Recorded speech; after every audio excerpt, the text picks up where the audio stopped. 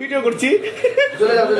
SIR SIR SIR SIR নিয়ে বাংলার মানুষ যখন দিশেহারা, সে সময় আমরা দেখছি একদল ভোট ভিখারি রাজনৈতিক দলের নেতারা নিজেদের 26-এর বৈতরণী পার করার জন্যে নিজেরা সবসময় ব্যস্ত।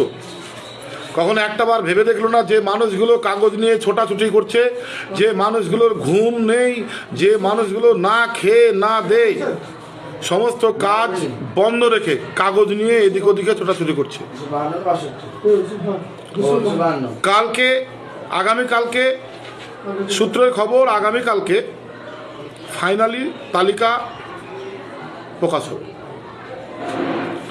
আমরা বিভিন্ন মাধ্যম থেকে শুনছি যে অনেকের নাম বাদ যাবে। যাদের নাম বাদ যাবে তাদের নিরাশ হওয়ার কোনো কারণ নেই। তৈরি থাকুন, আমি আপনাদের সঙ্গে আছি, আমরা আপনাদের সবসময় সর্বদা পাশে আছি। জোরদার আন্দোলন করতে হবে, আন্দোলনই একমাত্র পথ। আপনার নাম পুনরায় আবার তুলতে হবে, কারণ জোরদার আন্দোলন করতে হবে, রাস্তায় নামতে হবে নিজেদের অধিকার রক্ষার জন্যে। আমাদের পূর্বপুরুষ এবং আমরা এই রাজ্যের, এই বাংলার মানুষ, আমরা ভারতীয়। কে বা কারা তাদের নিজেদের স্বার্থ সিদ্ধি রক্ষা করার জন্যে আমাদের নাম কেটে দেবে, হতে পারে, মানে সম্ভব। বন্ধ করুন এসব ফাজলামো, এসব চলে না।